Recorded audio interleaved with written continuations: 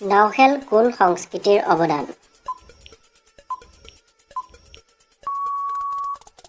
শুদ্ধ উত্তৰ option B বৈষ্ণৱ সংস্কৃতি। আলোক কিহৰ একক? শুদ্ধ উত্তৰ অপশ্যন বি দূৰত্ব। অসম শস্য নিগম লিমিটেড কিমান চনত গঠন হৈছিল? শুদ্ধ উত্তৰ অপশ্যন এ 1967 চনত। আহোম আৰু মোগলৰ মাজত হোৱা শেষ ৰণখনৰ নাম কি আছিল?